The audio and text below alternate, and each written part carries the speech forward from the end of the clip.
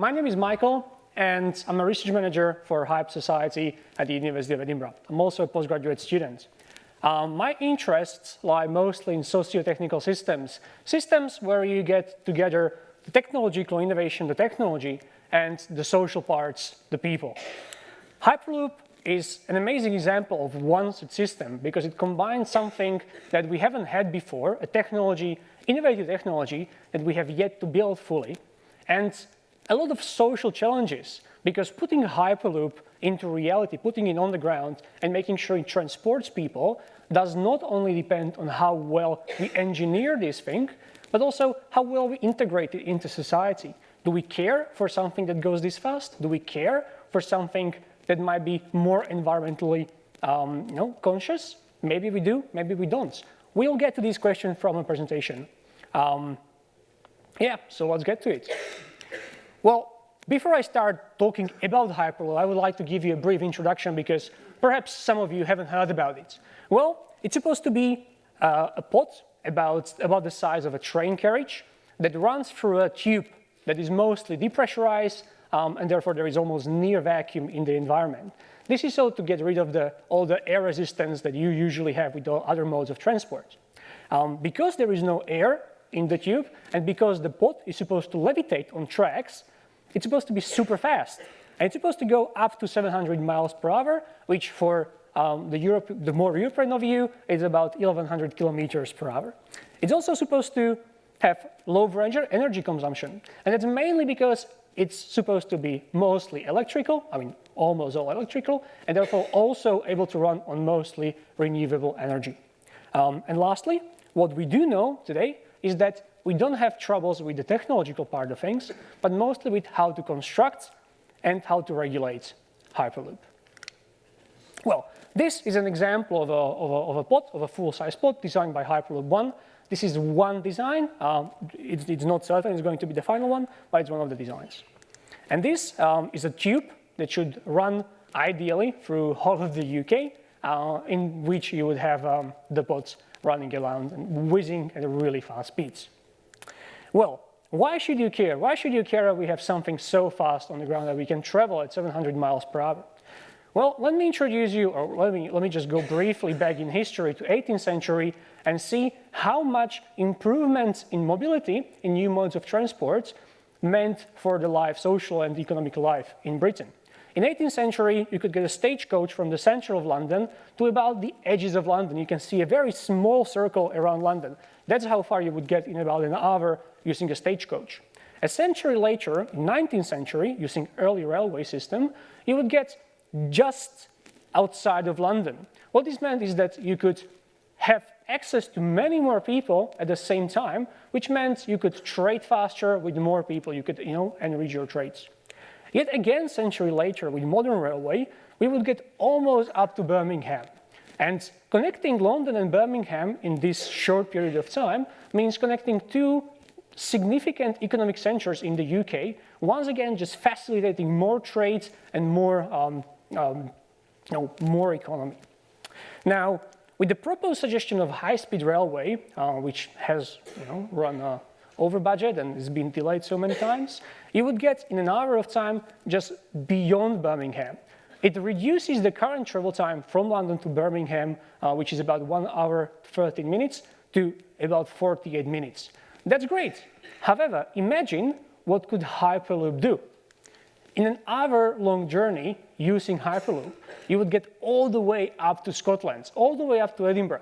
What does this mean? Well, if you can travel in an hour-long time, all the way from here to London, how else would you live? What would you change in your life?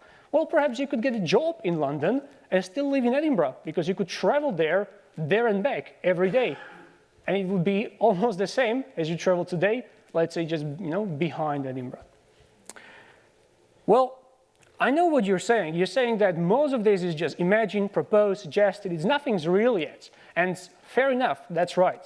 However, 10 or 15 years ago, sending cars to space 10 or 15 years ago, sending cars to space was also ridiculous. No one would say that we can't do that. And we did it. Just last year, Elon Musk, mostly as a joke, just sent his Tesla into the space. And now it's flies in the universe.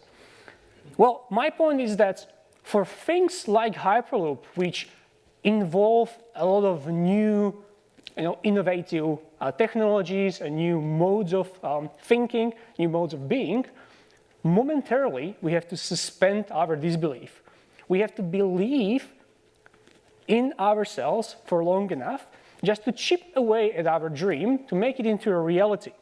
And because Hyped as a society, student society, was able to do this, was able to persuade over 200 people last year to suspend their disbelief in something as ridiculous as Hyperloop, to volunteer their free time and help us with this technology, help us with building a pod like the one you saw outside, we are able to put together this talk, we are able to talk about, we are able to put out the research and build, as a student society, something that costs over £100,000 3 years in a row.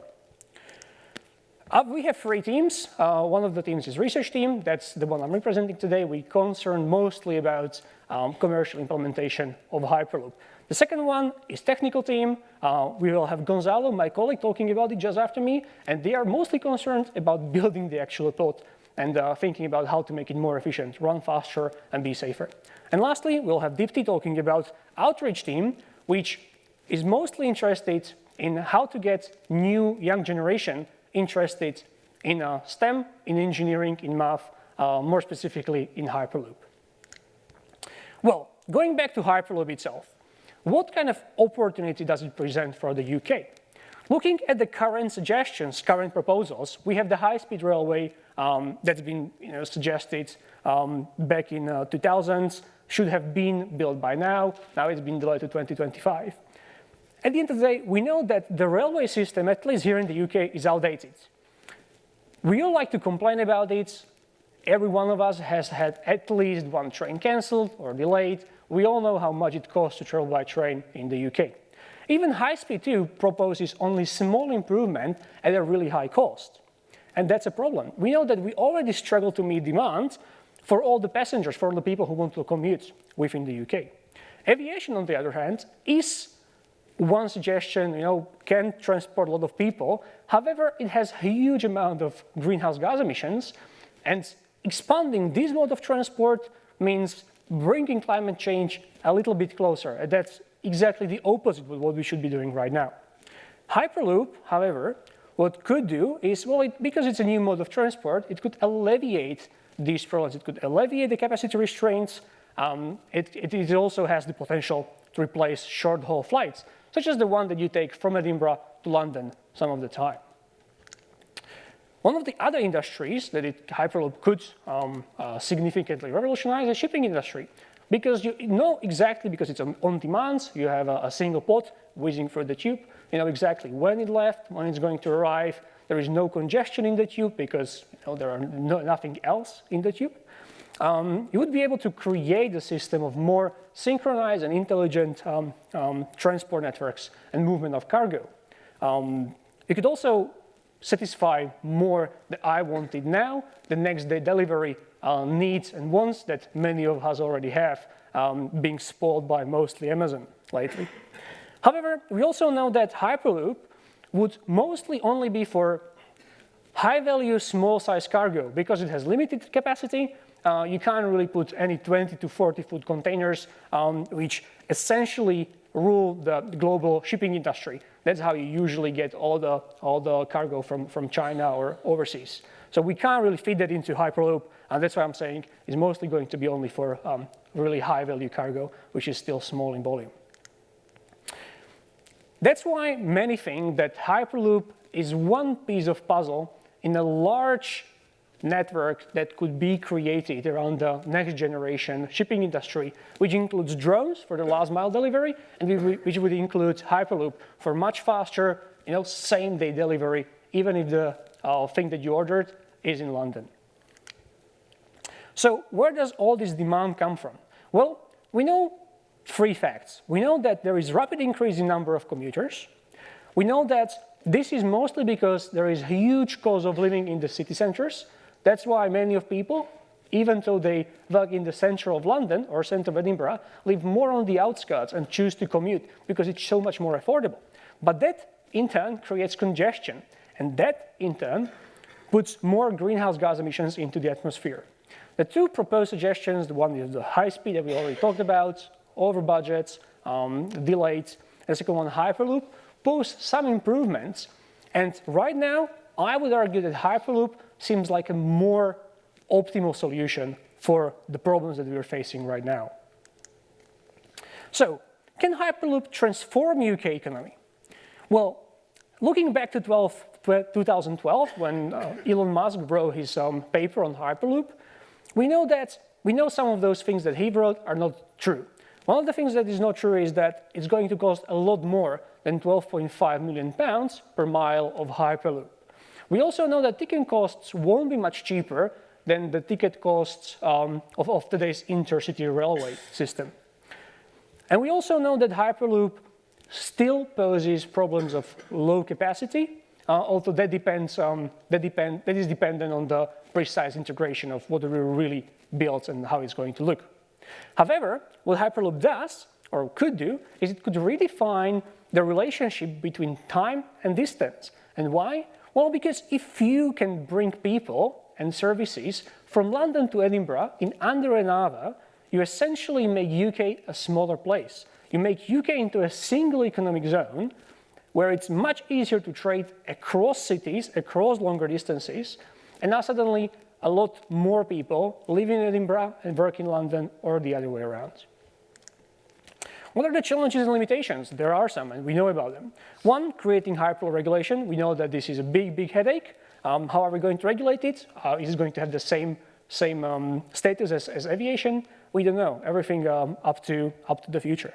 Second, we also need to integrate it within existing modes of transport, such as when I fly over from Europe to London, how am I going to get the next leg of journey to Edinburgh using Hyperloop? How is going to this transfer from airport to Hyperloop station work?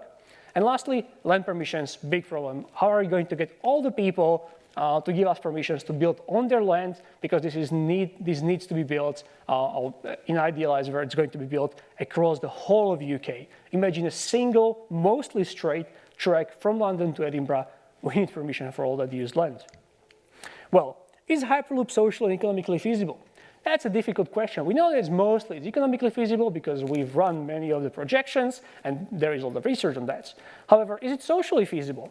Now, that's a question that interests me most, but I don't have an answer to it because it depends on what we see ourselves as a society, what values we have. If our values as a society is be really environmental, then perhaps yes, Hyperloop, even at higher cost, because it can be more environmentally friendly, is a good solution.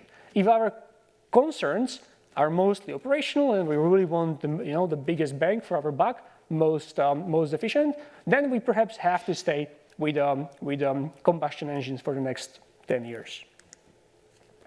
Well, now I've talked about the dreams. Now I've talked about the imagined things about Hyperloop. But where do we stand right now as of today?